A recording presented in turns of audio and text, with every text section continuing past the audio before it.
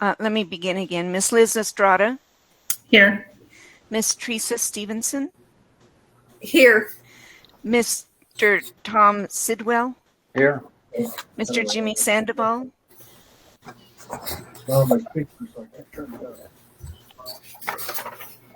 Mr. Jimmy Sandoval. Your mic is off, Mr. Sandoval. Larry, you're going to have to turn Jimmy's mic on for him. Mm-hmm. There you go. Mr. Sandoval. Can you hear me now? Yes, Yeah. sir. Okay. Thank you. And Mr. Jim Streetman. Here. I'm here. No. Good. Okay, so all board members are present. Yes.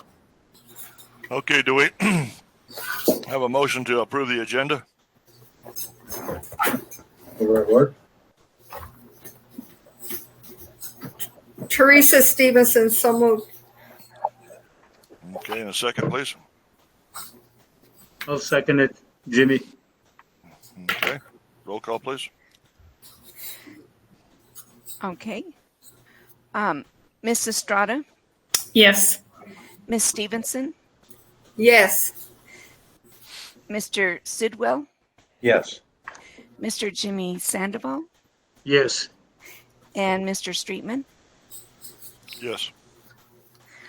Motion carried. Okay. Do we have any comments from the public on this agenda, Margaret? No, sir, we do not, according to Mr. Larry Wickham. Okay. Okay, consent agenda. Do I have a motion to approve the consent agenda? It's two board meetings, the regular board meeting of July the 20th and the special board meeting for August the 4th. I so move to approve. Okay, and a second, please. Second. Liz. Thank you. Okay. Before we proceed with this, And- I'm sure everybody has read them and Excuse- everything. Do we have any additions or corrections or anything we need to make to these? Does anybody know? Okay. If no additions or corrections, then roll call, please. Mr. Jimmy Sandoval. Yes. Mr. Sidwell. Yes. Mr. Streetman. Yes. Miss Estrada. Yes. Miss Stevenson. Yes. Motion carried. Okay. No.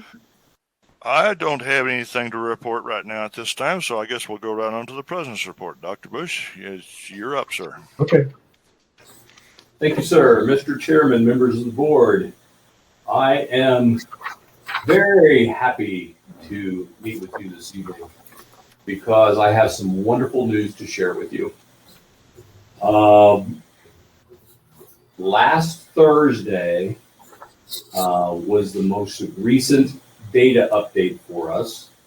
And this was the day prior to our large enrollment event. And I am very, very pleased to report that our enrollment has increased from last year by 339%. 339%. That number, ladies and gentlemen, is much higher because that does not include our enrollment event.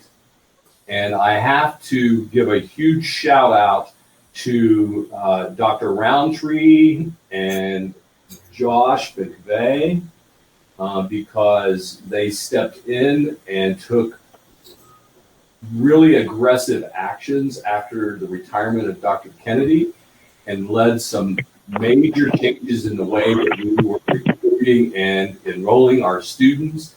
And I attribute a lot of this to this. And so I'm very,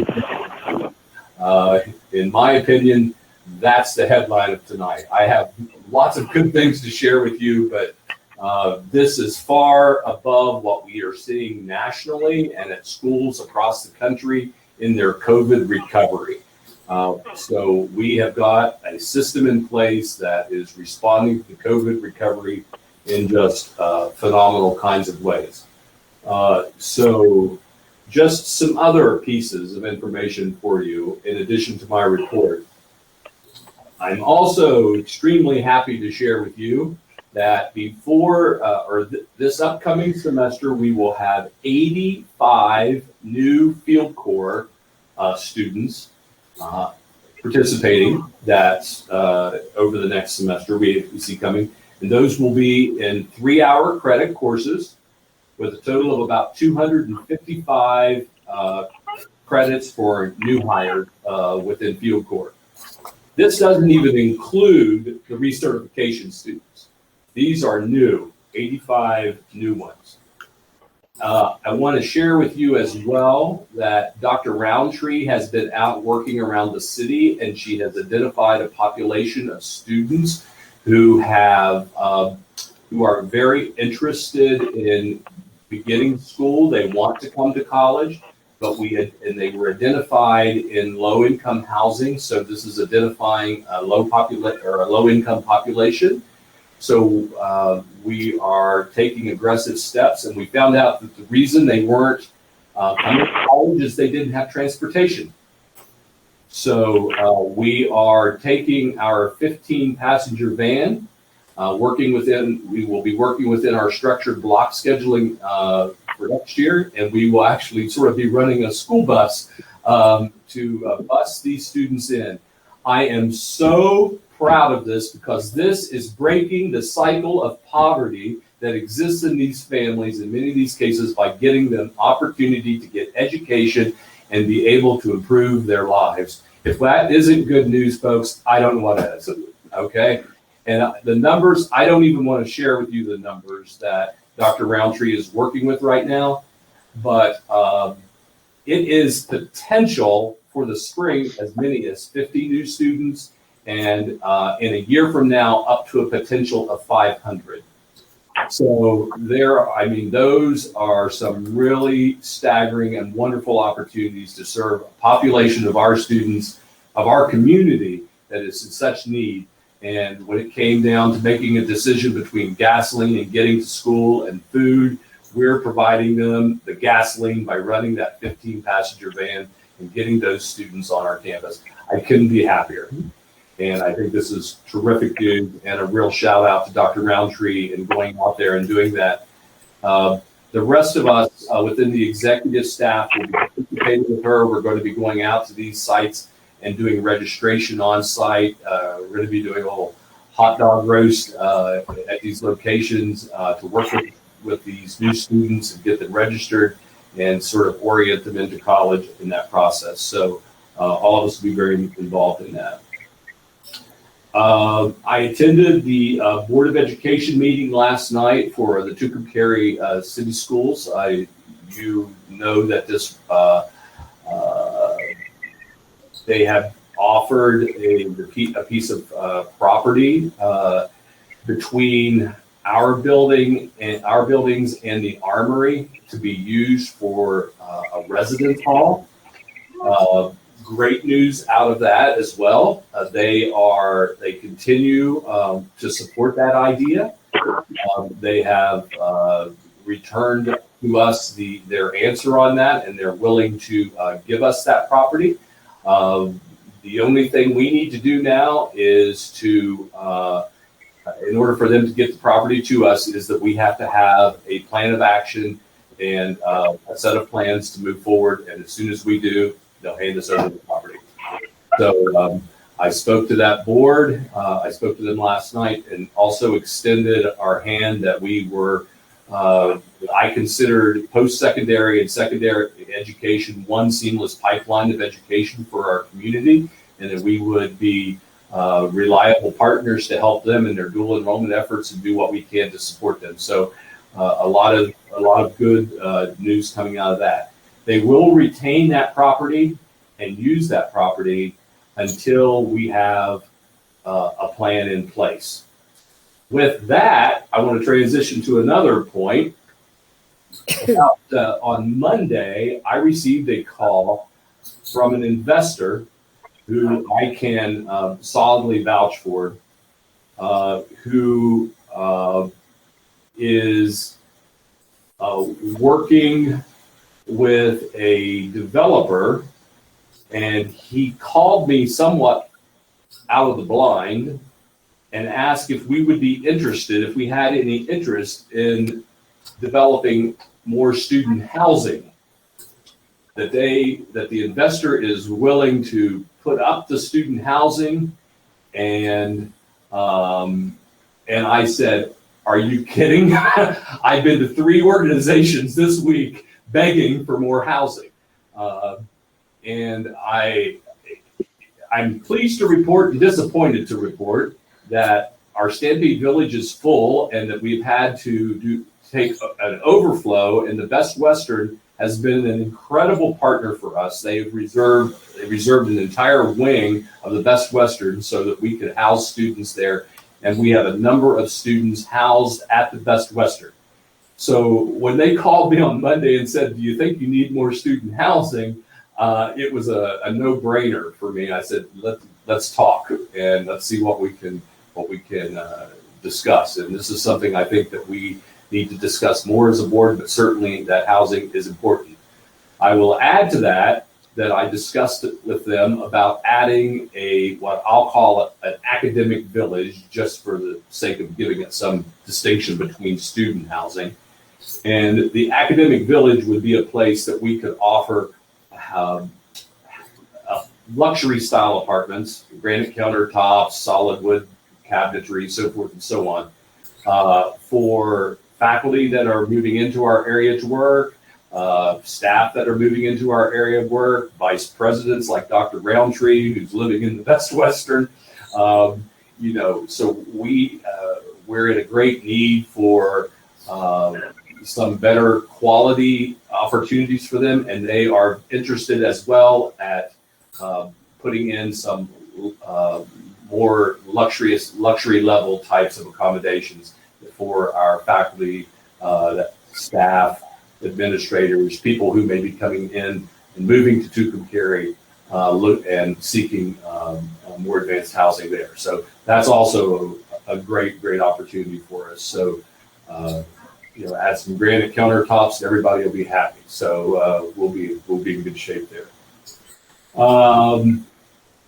Let's see here.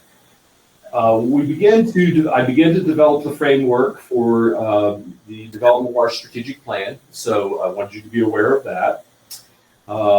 We have a couple of other just announcements, just so that you're aware. We have a couple of temporary hires that are working.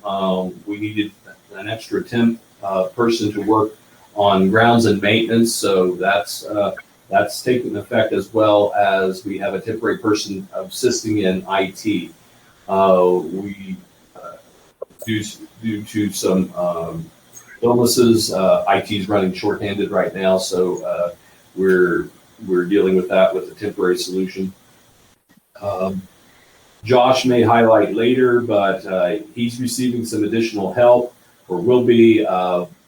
We're accepting an intern who's looking to do an internship, and this gives us a great opportunity for us to get some good quality help and not have to dig too deep into that.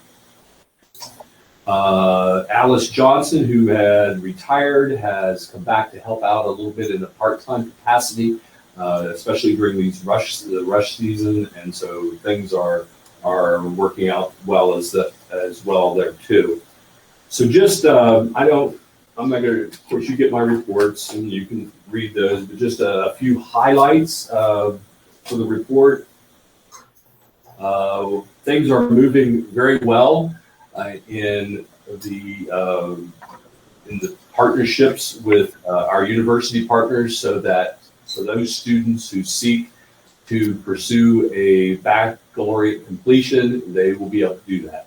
So any student completing a technical degree who, for whatever reason, may want to pick up a bachelor's completion, the most likely reason is they want to work in management, because most of people at the managerial level are expected to have a baccalaureate degree. We now have that available for every degree now at the college. So We also have opportunities for our employees that they would be able to earn masters if they have bachelors, or those in our master's level folks who can get engaged in a doctoral program. So all of that really working right out of our university center, which would be located here in Building G on the campus. So very, very proud of being able to extend that. It's funny, I had highlighted this. I met last July 27 with the Economic Development Corporation, and I actually spoke with them and pleaded with them to help me find housing for because we had so many people in alternative type of housing. But we've got some opportunities now. Maybe we'll be able to pursue and follow some of that. In your report, I wanted to point out as well that several years ago, Mesa Lands was included by the U.S. Department of Education in a program entitled Project Success. It was for Hispanic serving institutions, HBCUs, and other minority serving institutions. And for reasons that I can't explain, Mesa Lands did not take advantage of the resources that were free to us. And anyway, I was recontacted recently by the contractor, which is ECMC, for the U.S. Department of Education. And we are taking advantage of those resources now. That is something that is number one. One of the things they do is they support and work with our students who may be having difficulty in their default rates or in their default student loans. This is very, very critical to us because we don't do very many student loans. And to the federal government, when they look at the default rate, they only look at the percentage of defaults on loans, not the number. So if you only gave out 4 and one of them defaulted, that would be a 25% default rate, which would put us in a danger zone for losing all of our federal financial aid. So it's very important for us to have systems in place to work with these students to help them when they begin to have challenges in completing and paying for their obligations under the student loan repayments, helping them to get through grace periods and those types of things. They also will provide technology to support our students, which is part of what we do when we help them determine career choice. So they're one of the pieces of technology was developed by the Myers-Briggs. You may be familiar with them. This is an assessment that we will be working with our students so that they make good choices when they determine their majors. This will help them become more successful, get them through their degrees on time. It'll stop or slow down the number of times that people change majors, and it'll be a very important tool for us to use. Again, totally free to us and to our ability here to improve, especially Hispanic student success. There are a number of other benefits, but one of them in particular that I'm really proud to mention is that I believe Dr. Roundtree told me today that she did the final acceptance of, we got a $10,000 seed money to start our food pantry. This will address any hunger issues among our students, and working with Mr. Morgan and Ms. Roundtree, Dr. Roundtree, this will be able to get us our food pantry started, up and rolling, managed in a very confidential way in which students who are facing food shortages, which we know that 7 out of 10 community college students nationally are in fact facing food shortages. So this is a very aggressive step by the college to help address that. Very proud of that piece of it. We received $150,000 as part of our chess collaborative that surrounds the shared services. This is part of a $3.2 million grant that was initiated a few years ago before my time, but it was Mesa Lands was part of this as we looked at working in shared services between independent colleges, so that the colleges are not linked in any way, but they share those services, and they are able to develop and get more money to support them as they're going forward. I think that's going to be a big part of it. I did want to simply introduce you as well to Millen Rasick. He is, as far as a new hire is concerned, Millen is joining us coming from North Carolina. He has an extensive experience in fitness and wellness and recruiting and enrollment. So he is a trained professional both in enrollment of and recruitment of general students and also athletic student athletes. He will be overseeing the fitness center and also be teaching within that program. And for your reference, I have included his resume in my report as appendices for you to review. We're very excited because Millen is incredibly sharp, and he is going to be a tremendous asset to the recruitment team. Furthermore, Millen has a number of resources to help us seek alternative ways of bringing in some additional funding to support the college and some of our programs. And he will begin work with the National Junior College Athletic Association so that our programs are commissioned through those so that we can compete competitively in those, as well as looking at other programs that support our Title IX and requirements and increasing potentially women's sports. So this is going to give us a great opportunity for recruitment and being able to support more of our student athletes. Recently met with Representative Chatfield. He had nothing but wonderful things to say about what he's seeing happening at Mesa Lands. He had an opportunity to visit and go around the college. He was very impressed with the work that Mr. Morgan's doing and the work going on in the alternative energy, the wind program, the solar program, the stored energy or battery program. These things all going very, very well, and he's very happy about that. He, as you know, was instrumental in helping bring a lot of the money to this college to help get those programs off the ground, and we're very grateful for that. And he left with such a positive tone that he is on the Legislative Finance Committee, serving on the subcommittee for higher education, and he is going back to extend an invitation to hold one of their state meetings here at Mesa Lands, and would allow us to, and we would be the ones hosting that. So that would be a great opportunity to show off a lot of the great things we have going on here to people from around the state. So that's a good plus as well. On Monday and Tuesday, August the 9th and 10th, we held our first faculty and staff convocation. I want to thank Mrs. Stevenson for joining us on Tuesday. We had a really wonderful event. The program was very well received, and we have tremendous support in the direction we're moving from the faculty and staff.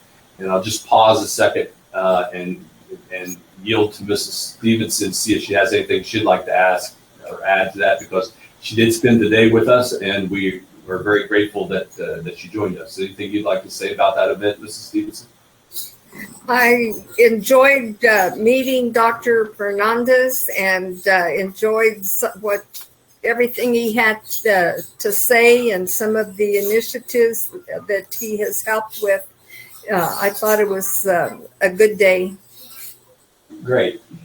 Thank you, Mr. Stevenson. It's one of the things that Dr. Fernandez brought to us is the opportunity for us to become engaged in Excelencia in Education, which is a program that distinguishes the highest performing Hispanic serving institutions nationwide.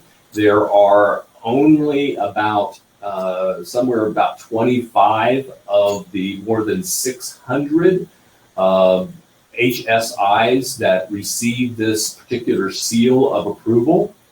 I am also very pleased to share with you that when we laid out the pillars to receive that seal, we are actually very close already. And the plans we have in place we have about 2 areas that we need to be focusing on. Those will take a little bit of time because part of it is data collection. So that means we have to wait for data to come in order for us to be able to report it. But I believe that within the next few years, we will be one of the top 25 colleges in the nation as a school of excelencia in education. In addition to that, I made the additional commitment as a president. As part of Excellency in Education, they have a subgroup for presidents who are leaders of Latino student success. And I am now one of those who have made that additional commitment to the Hispanic culture and traditions of our college. And I'm very proud to continue with that tradition as well. Just a couple of other things here. I signed an MOU with Region 9 Education Cooperative from Ruidoso to receive the next generation of industrial trainers and upgrade our current trainer lab. And just as a little background on that, they had these trainers that were in a mobile unit that were not being utilized. And so with negotiations between us, they have agreed to place these trainers here for us to use. They belong to them, but they are here basically indefinitely. We don't know, how long. I mean, there's no end point to that. So this is giving us the opportunity to take our trainers and be able to upgrade them to some of the most up-to-date and modern trainers out there. Mr. Morgan, do you have anything you'd like to add to that? Because these trainers are located in the Wind Center.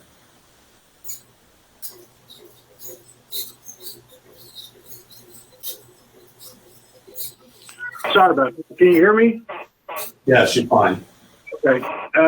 No, I don't have anything. Actually, they had them mounted into a trailer they were going to take from side to side, but they since then decided that it'd be better utilized if they put them into a wind center where they could be used by more people more often than in a trailer.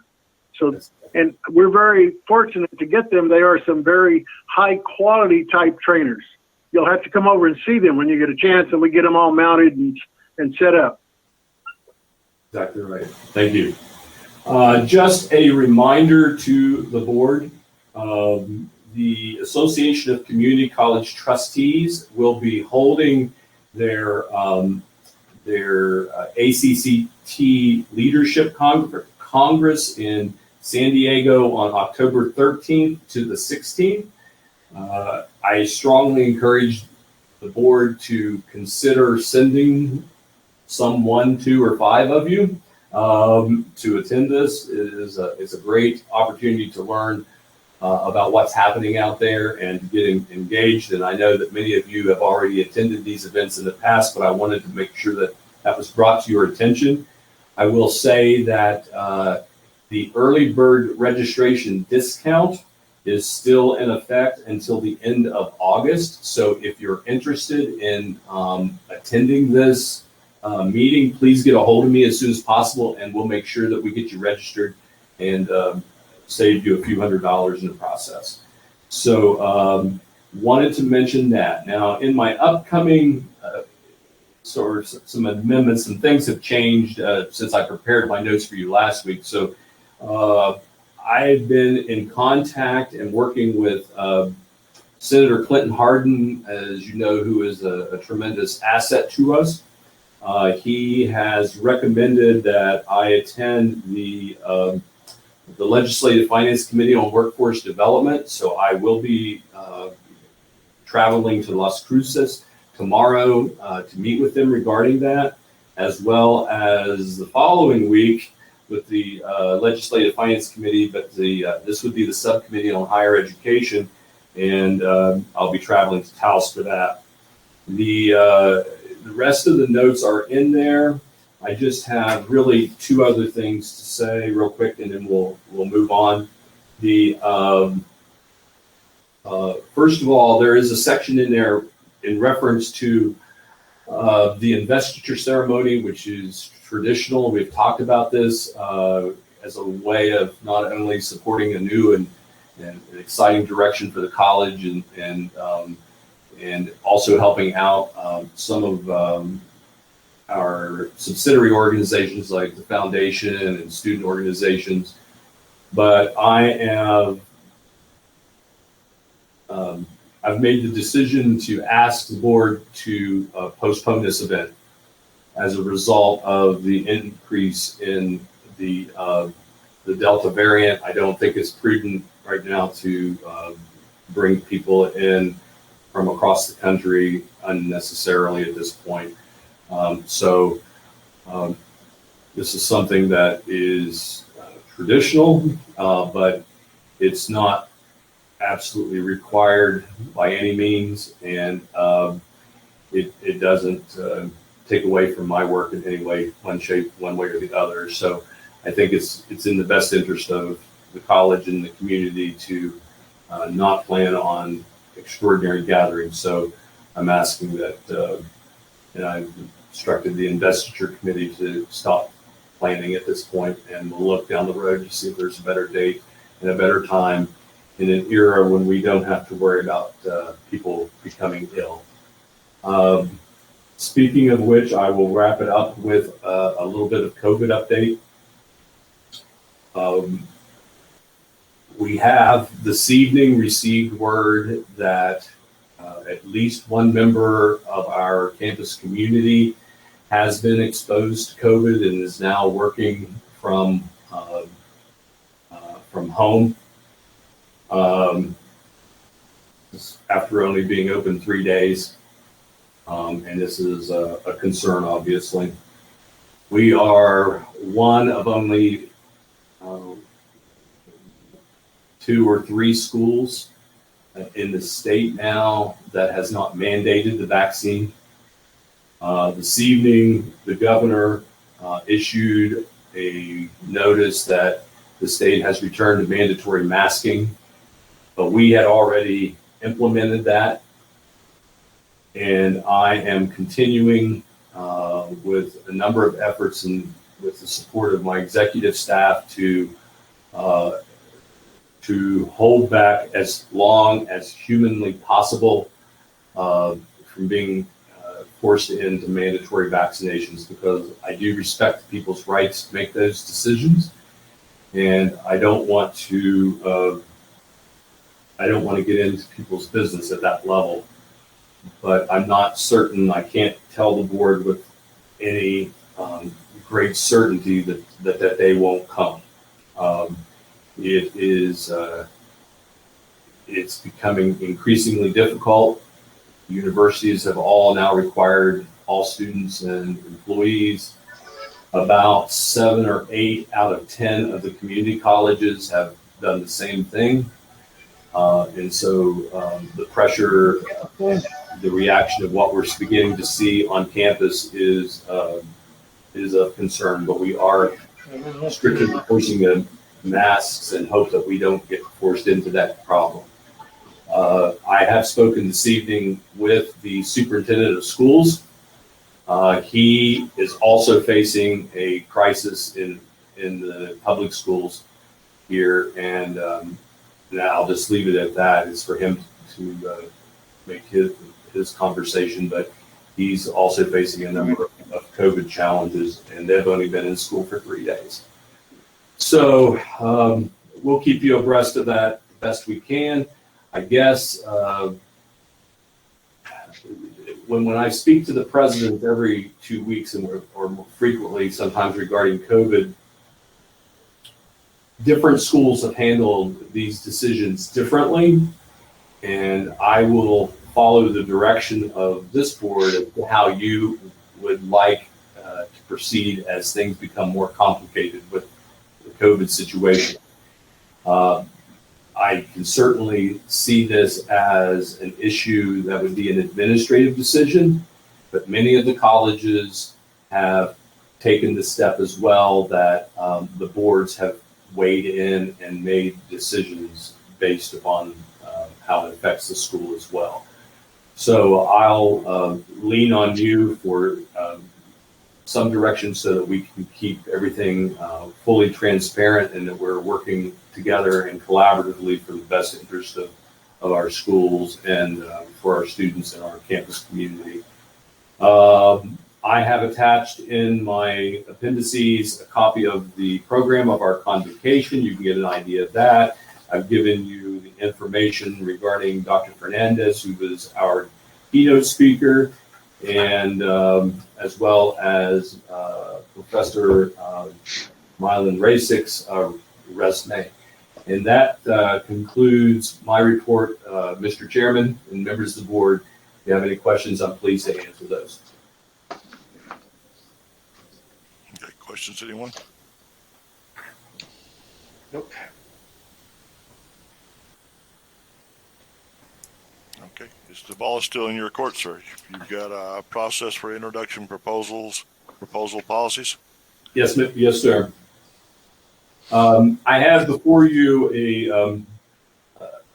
a process that I would like to ask the board to adopt, and this is simply how we can elevate proposed policies to you for your approval, rejection, or send back to rewrite to satisfy the board's direction.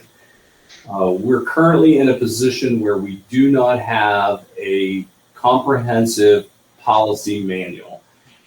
So this is the steps necessary for us to be able to get to that point, is to have these policies adopted by the board, then you hand them back to me as the administrator to follow up and develop the procedures to implement the policies that you decide are important.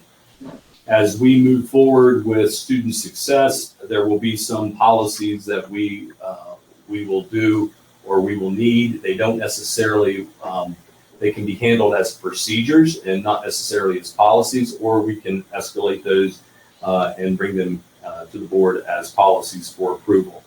But simply stated, it allows for greater collaborative decision-making and shared governance. It gives our campus community the opportunity to provide input into directions that we are moving.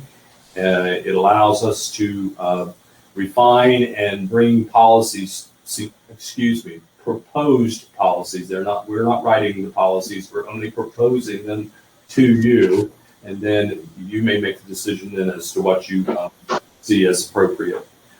So I would ask for the board's approval of this this sort of procedure in which we would move policies forward to you.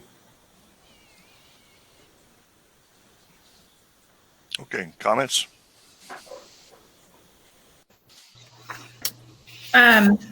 Dr. Bush, excuse me, go ahead. Okay, I'm sorry.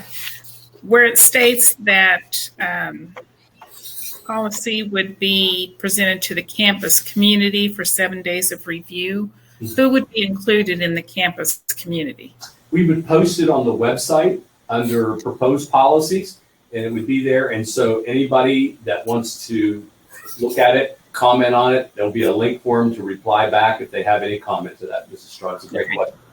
It's open. In other words, anybody who wants to see it can do it. Okay. The only catch to that is we are a fully transparent institution. We do not take anonymous accusations or anonymous stuff. So if someone sends something and says, well, I don't like this policy because, it's stupid, but then they don't put their name to it, then it doesn't carry any weight. So if you have a recommendation to approve a policy, we welcome those. That's what we want. That's how we work collaboratively to come to the best choices.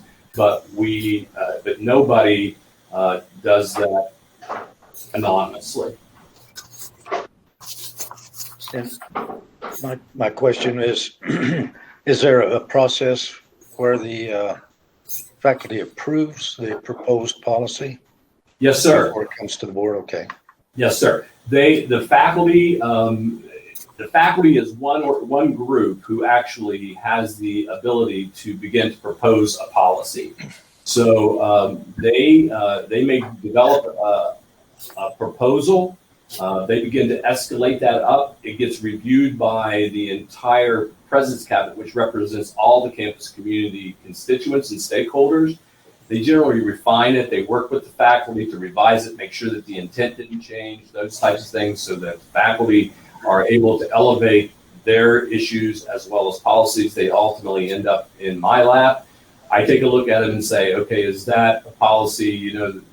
I'll provide some input on it. For example, if they make a recommendation on a policy that is illegal, I will kick it back and say, you can't make a policy that says that, we're only going to allow a certain whatever to occur. That's something we can't do. Now, go work it over again. And if this is important to you, rephrase that piece of it, bring it back, and then we'll keep refining that policy until it's prepared for the board to review. And then the board would have that review to make the final say. Okay. Thank you. Did that answer your question, sir? Yes, sir, it does. Thank you. Thank you. Any more questions? Okay. Do we have a motion to approve this item? Yeah, I so move. And this is Tom, I second. Okay. Roll call, please.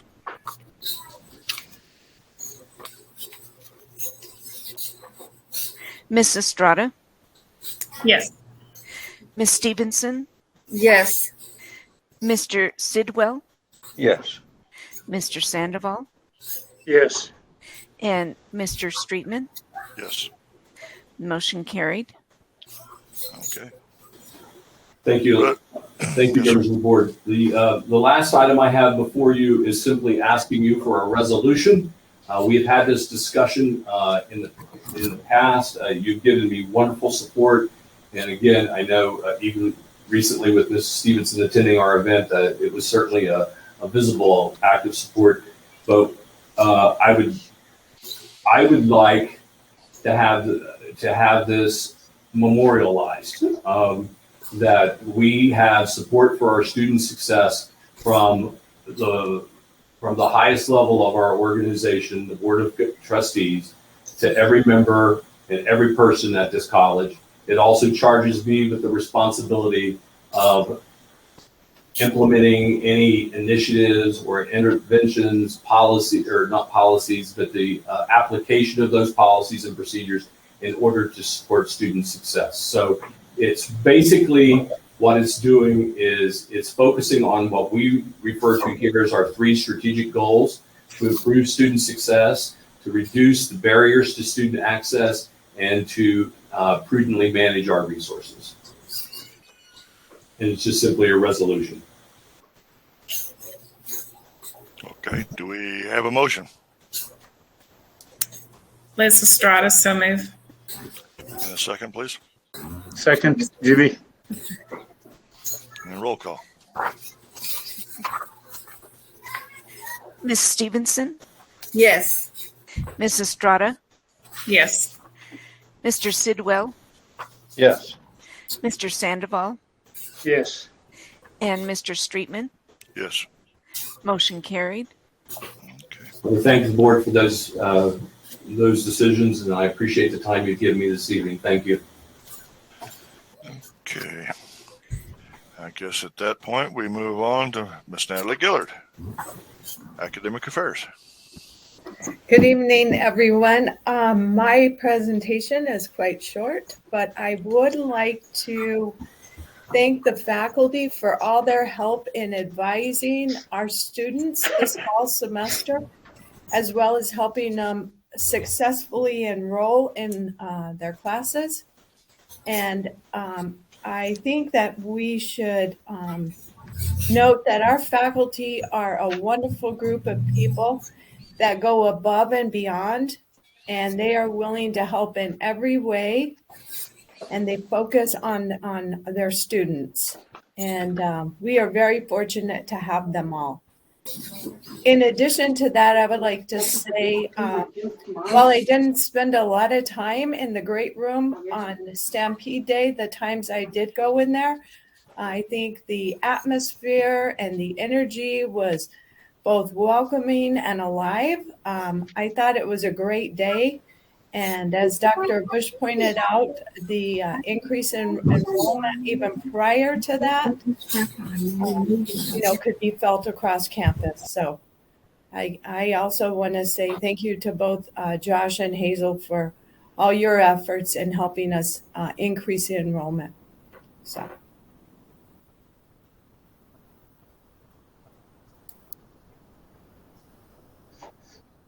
Sorry about that. Thank you, ma'am. I guess next on our agenda then will be Student Affairs. Dr. Roundtree, you're up.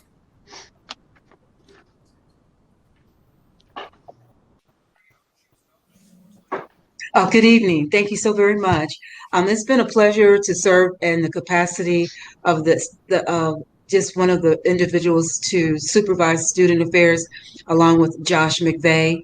We have been working very closely together to ensure that that very important division is going well. And our first big activity, as has been mentioned, was Stampede. And this was just one of our major events. It was a very learning curve for me. I enjoyed the excitement that goes along with recruiting and inviting students and their families onto our campus, and the camaraderie of our colleagues that participated in helping the students to register was very evident, and we could not have done it just solely by ourselves. One of the highlights of the event for me was the campaign, We Can Help. And we had that campaign printed on T-shirts, and those T-shirts were worn on the day of the advising. And people would stop us in the hall and ask us for T-shirts and ask us who's helping whom and who can help me. And so it was very nice to see the fan involvement. I'm sorry. And so we want to continue those traditions, and we are learning from our students and their parents. We sit down and we have the opportunity to talk with them. And I feel that as a new person, that's extremely important for me to learn what the needs are and where the gaps are or where the barriers are. And so we are forming a committee immediately to plan for the next Stampede, and that way, because I'm new to the last minute, so we expect the next one to be even better. And we're always trying to search for quality improvement. So if you'd like a T-shirt, we certainly have a few extras. I'll be more than happy to get you a We Can Help T-shirt. And it's also on the first page of main page, and that is my report.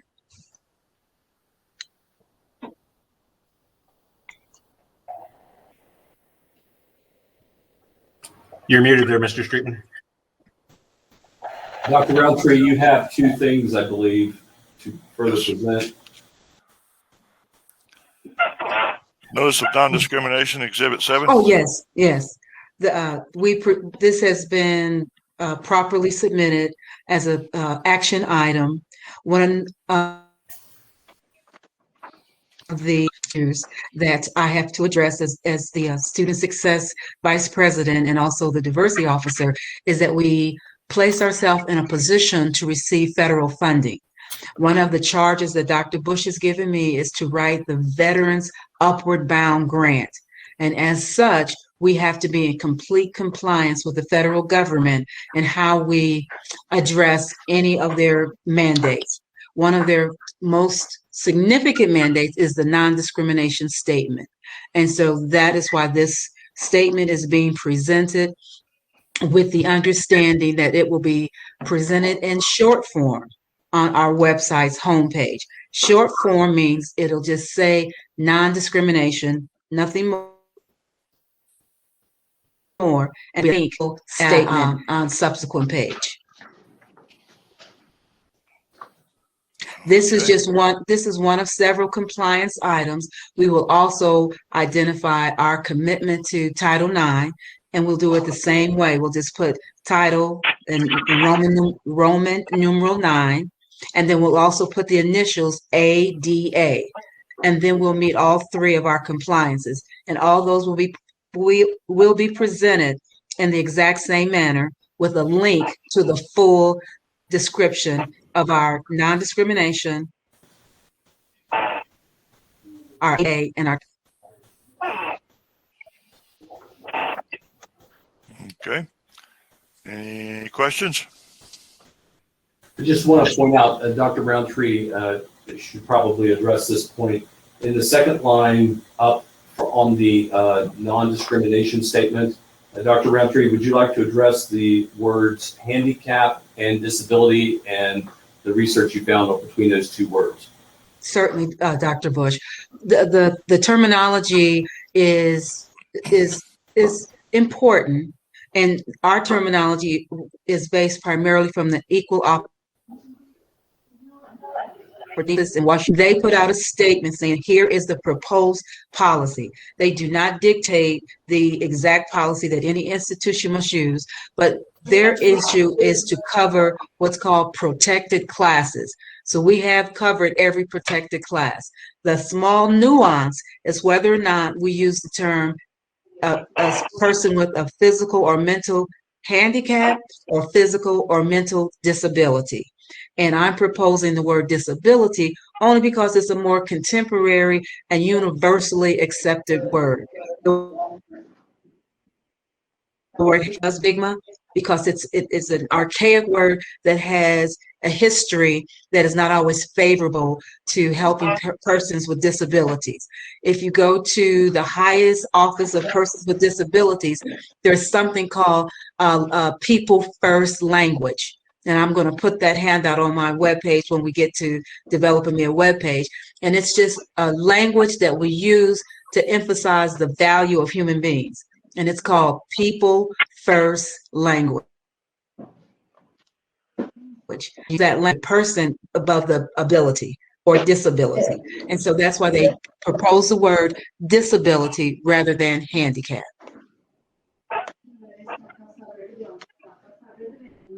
And as Dr. Bush mentioned, I did review every higher education institution in New Mexico.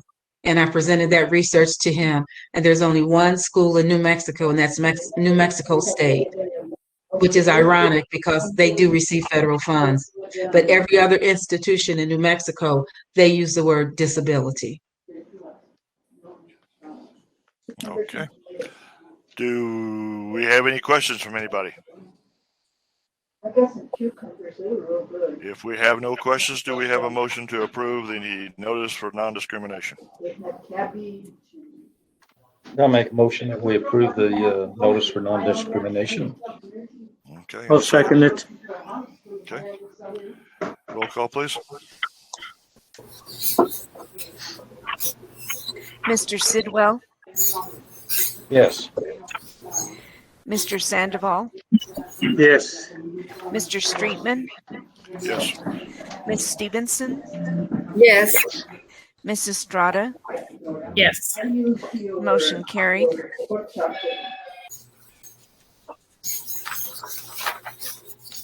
Okay.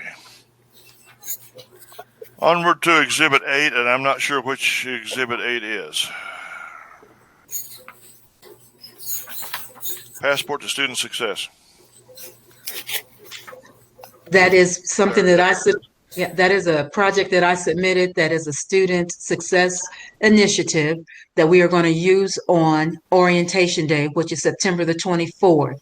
And it's just this, that project is a front and back. It'll be produced front and back. So the students will just receive one piece of paper, like got a little weight to it, so they can carry it around.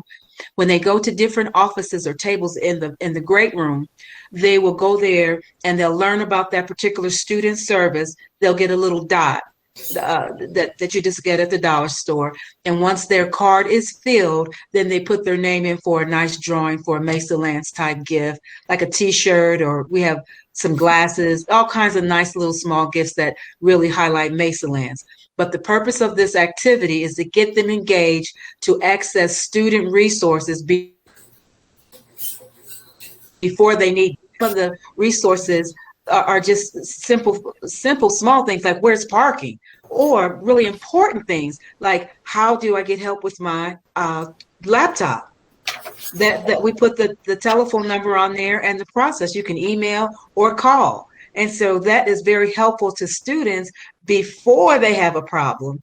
And when they're, and many of our students are taking online courses. So information like where to go to get help for IT is very critical. So that is just, it's just a very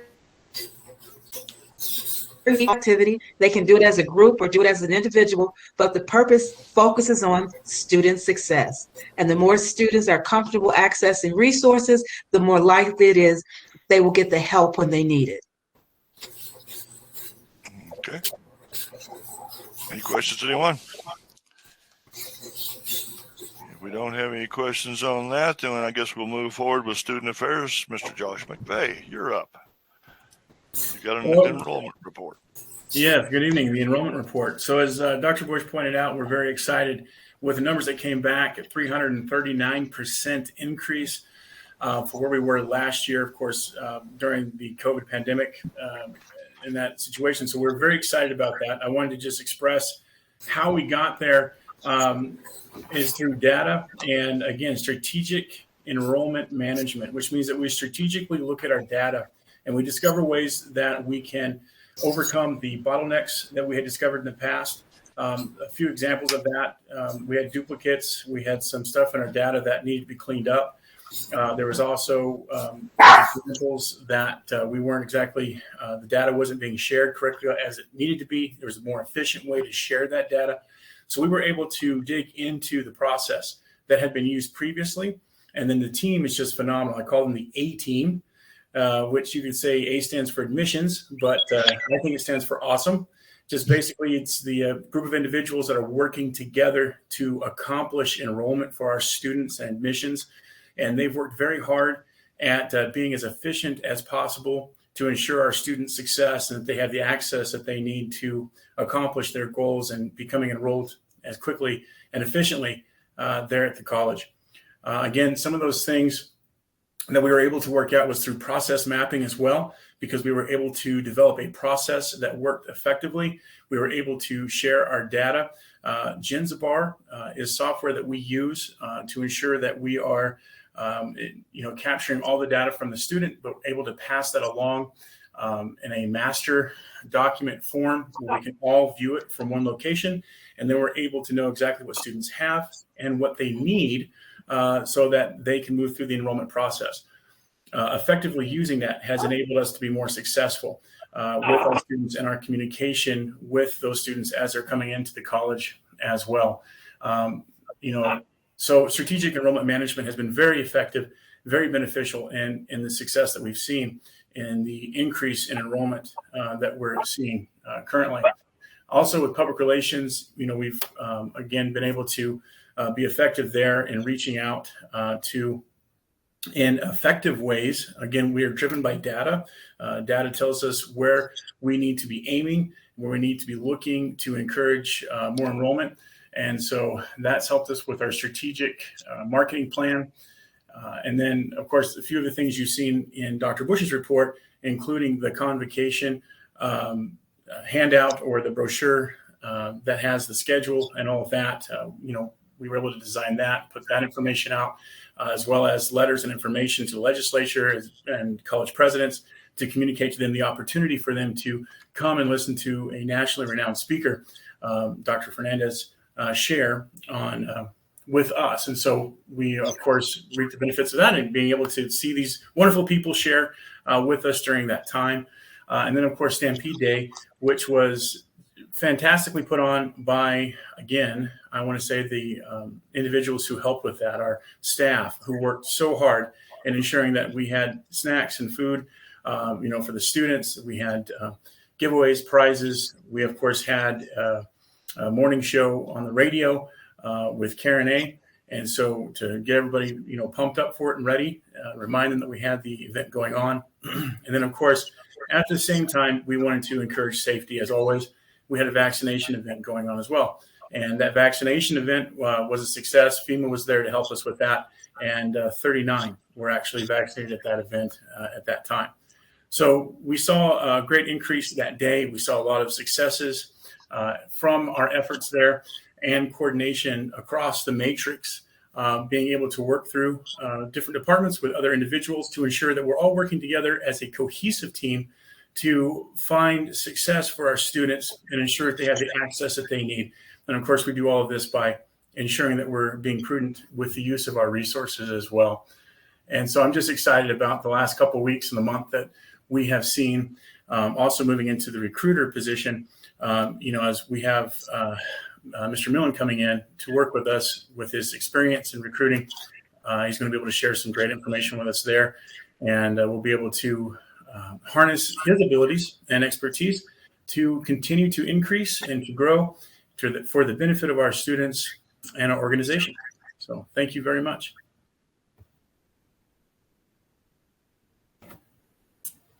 Okay. Any questions to anyone? If we don't have any questions there, let's move on to Mr. Morgan. You got the monthly finance report, Exhibit 10.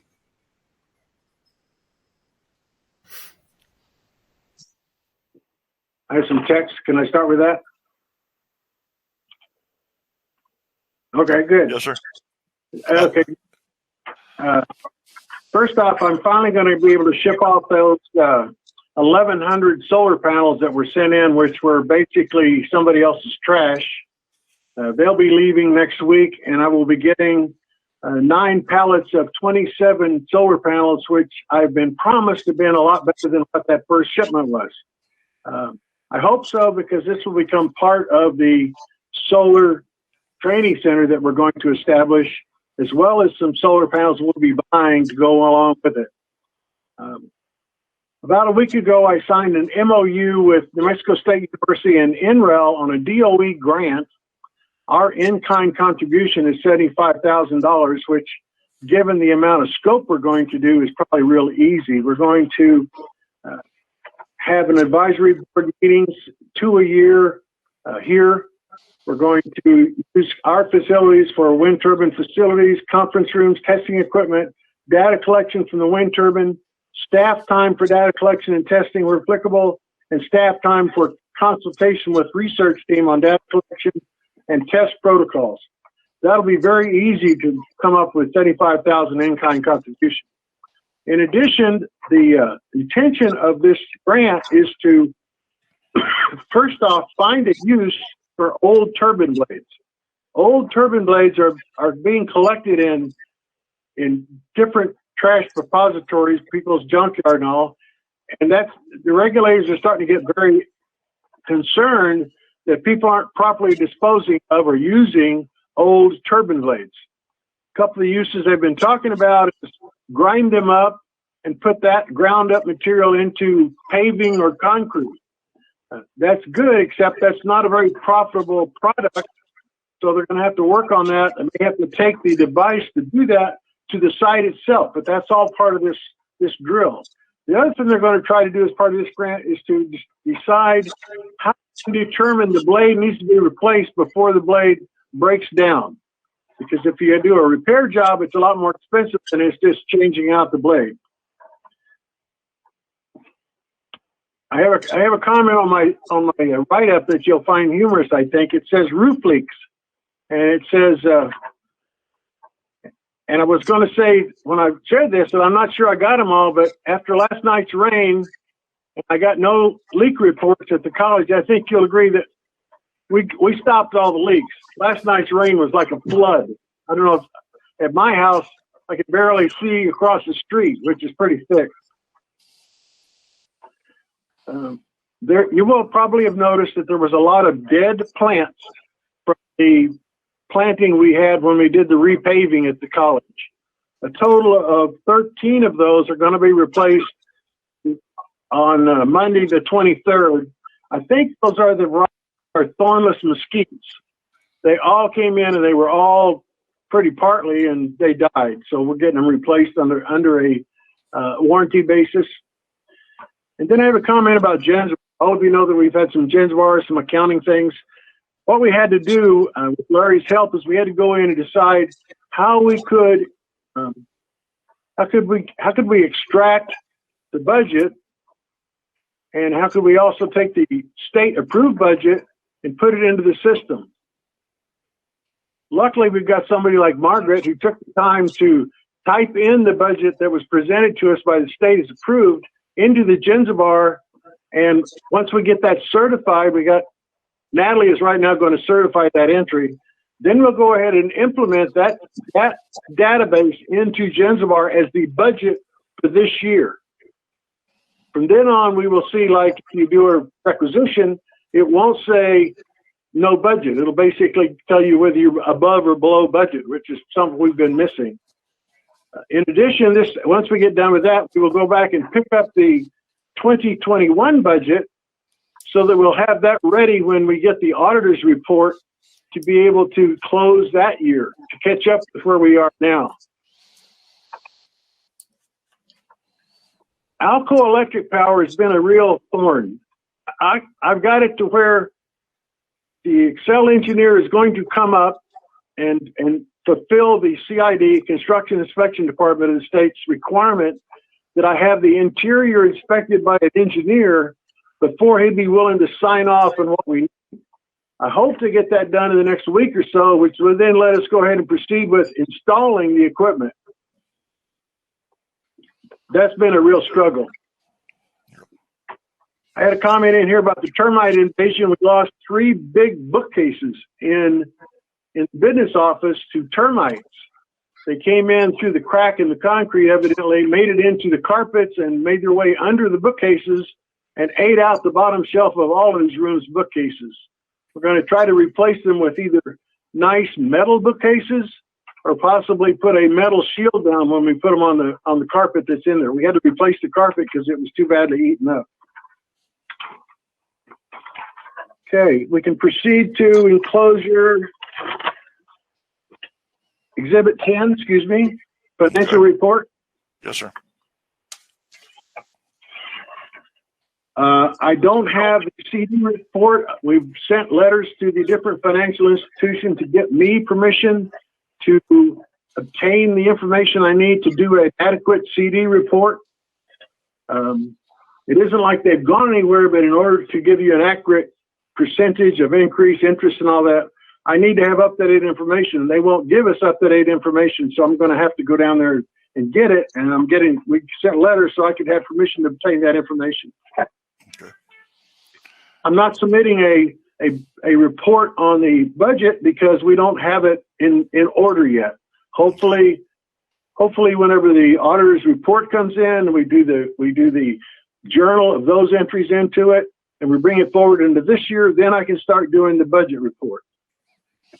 Okay. I do have a checks cut report attached, though. And it's very simple. It's only one page. There's 41 items.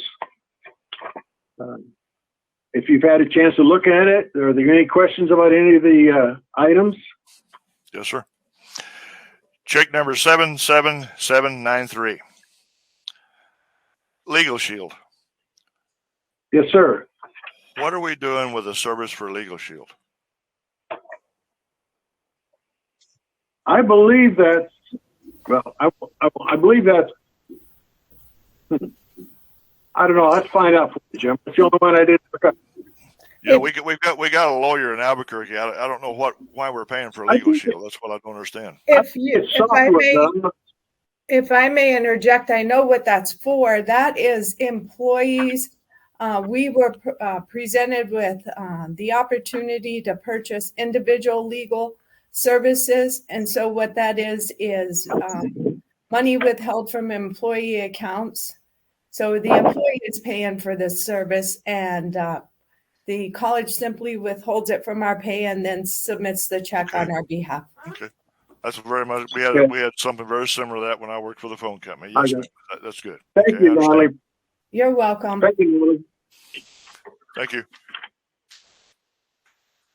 Anything else? Okay.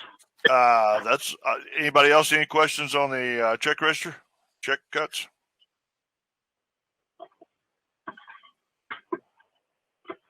Okay, if we don't have any more questions there, let's go to your, what is it, item 2, your purchase requisitions you've got here? Yeah, every one of those are books from the bookstore for students. They are all book orders. Okay.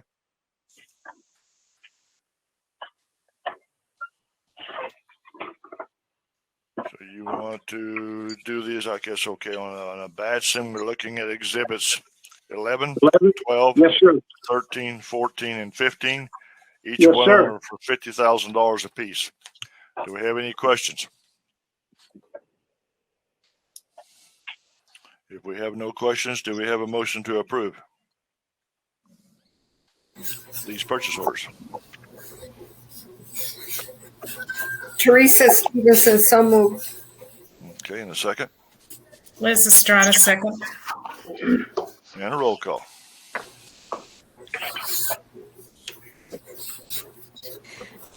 Mr. Streetman, Yes. Miss Stevenson, Yes. Miss Estrada, Yes. Mr. Sidwell, Yes. Mr. Sandoval. Yes. Motion carried. Okay. Okay, at this point in the agenda, it's time for us to go into an executive session. Limited personnel matters. There's several sections here we'll be covering. And I guess at that point, do we have a motion to go into executive session? Liz Estrada, so moved. Okay, in a second, please. My second. Roll call. Mr. Sidwell, Yes. Mr. Streetman, Yes. Miss Estrada, Yes. Miss Stevenson, Yes. Mr. Sandoval. Motion carried. Okay. I guess at that point, Dr. Bush, who do we?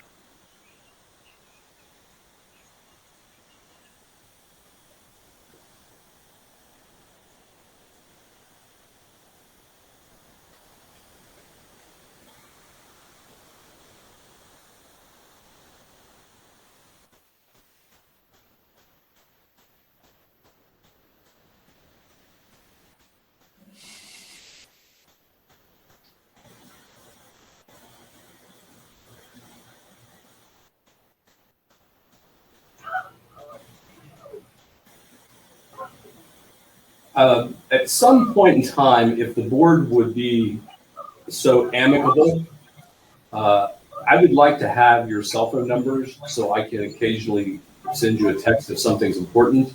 I know that Mr. Streetman has your numbers, and I sent him a message that he can forward off to each of you. So if you check your text messages, Mr. Streetman. You got it. Okay, you got my audio? Yes. I will get that forward to everybody when this meeting is over. Thank you, sir.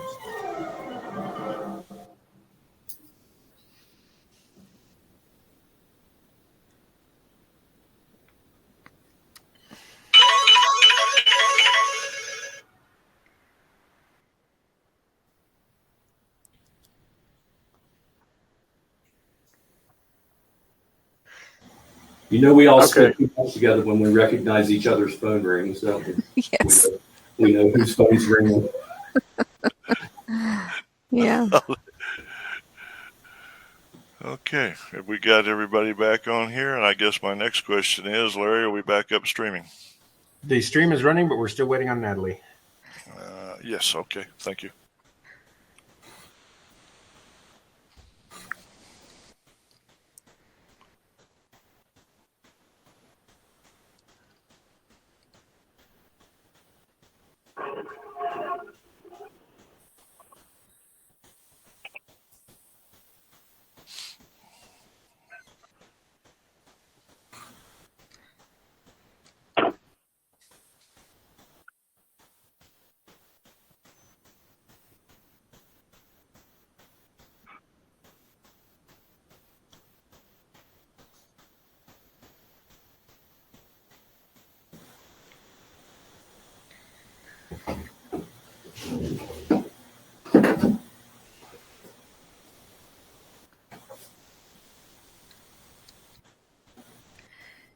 There she is.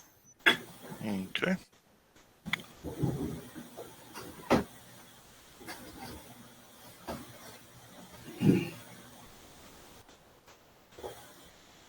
And you, Larry, you said the stream is running? Yes, sir. The stream is running. Okay. Okay, let us reconvene from executive session. Do I have a motion, please? I make a motion that we reconvene from executive session. In a second. Second, Liz Estrada. Okay, roll call. Miss Stevenson, Yes. Mr. Streetman, Yes. Miss Estrada, Yes. Mr. Sandoval, Yes. Mr. Sidwell. Yes. Motion carried. Okay. Let the minutes reflect that there will be no action taken based on the executive session. Any new business? Anybody aware of any new business? Okay, we don't really have any correspondence to look at this month. Well, we do too. We have student affairs meeting for Exhibit 18 back there. Have some informational items. We have our Labor Day will be observed on September the 6th. And I was trying to think, our next board meeting will be September the 21st. The way things are going right now, it will probably be an internet meeting also. Just a little, I'm not quite sure how to even address this, but with the things that are happening statewide, with the way the Commission on Higher Ed is dictating to us about the mask and stuff, and we're one of the few schools that are still utilizing that. We're going to have to follow the science, and we're going to have to follow what the higher education department sends down to us, as well as the governor. And if it's mandated we wear masks, then we're going to have to wear masks. There's no ifs, ands, and buts about it. We're going to have to do it. If it comes to the point that we're mandated that everybody has to be vaccinated, then we're going to have to look at that. We're a local board, but we still answer to the state, and they can do just like they did up at Floyd and come in and remove us and start everything all over. Mm-hmm. And so, folks, we don't have a lot of choice in this matter. The best thing we can do is follow the science and listen to what the state and comes out of the governor's office. I don't know, Dr. Bush, does that kind of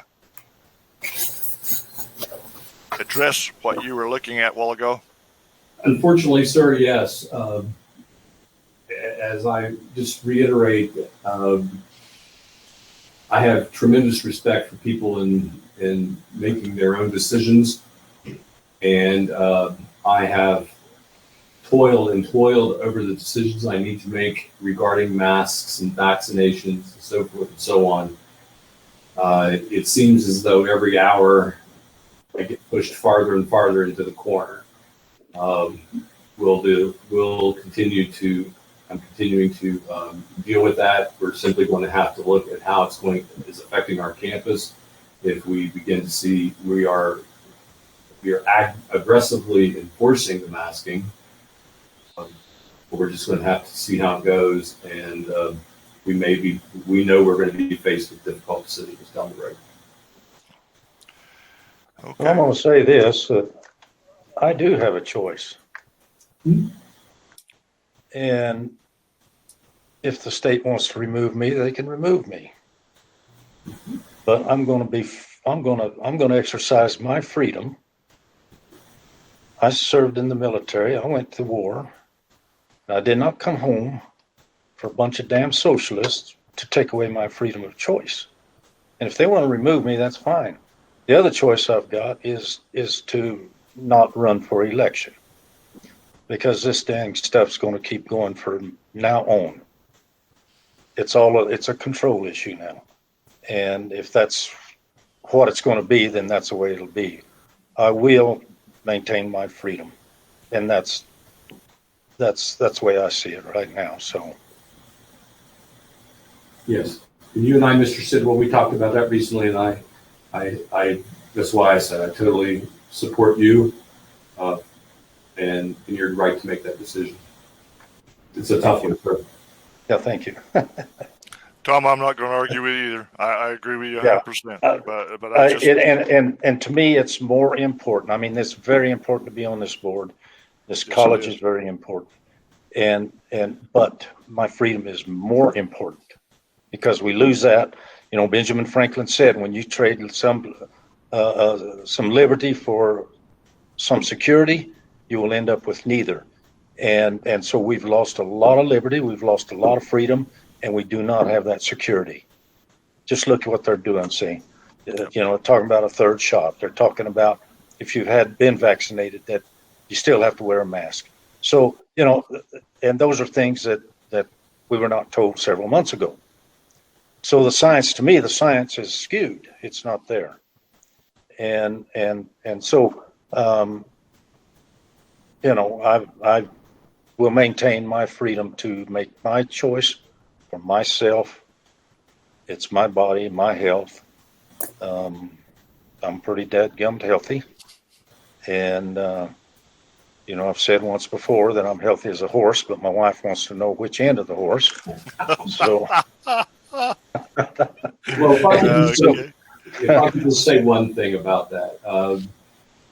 Mr. Sidwell, I'm a smart enough cookie here to recognize that my board here does not all agree on this issue. You've made your point clear, which is one of the reasons why I'm trying very hard to straddle that fence and represent my board in the way that they would want me to represent them. And your wishes, sir, are one of the reasons why I take my position seriously, because I know where you stand on this issue.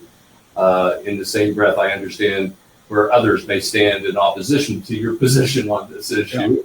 Yeah. And I'm doing my best to hold off any of those kinds of mandates as hard and as long as I can. And you just need to be aware that I'm doing my best, sir. And I'm doing that out of respect, because I do realize that everybody on this board doesn't necessarily agree on those points. No, and I respect that, and I'm glad that you do. Yeah. And you come up against a brick wall at some point when they tell you what to do, and then you're stuck there. So I blame nobody on that at all. It's again my choice. I'm stubborn as hell, and so I've wrestled with this. I still do not know if I'm going to run for election, because I don't see an end to this. And if it's required to wear a mask and to be vaccinated to go up to the campus to attend the board meetings, then I can't do it. See, it's just like the other day when we visited about going to the Association of Board of Trustees. Well, I can't get on a plane. Right. And that's okay with me. Hell, I've been around the world once, and so I don't need to go again. And again, my freedom of choice is more important to me than going to San Diego or or being on the board or anything else. And I really regret that because I absolutely, I love this college and, you know, learning a lot. And I see a tremendous potential there. Would like to be a part of it. But if I'm not, you're going to go forward anyway. So, I guess I draw the line in the sand, and that line's not backing up at all. I respect your position entirely, and I'm not saying that I disagree with you. Thank you. Same here, Tom. Thank you. Okay. I don't have any other announcements. Like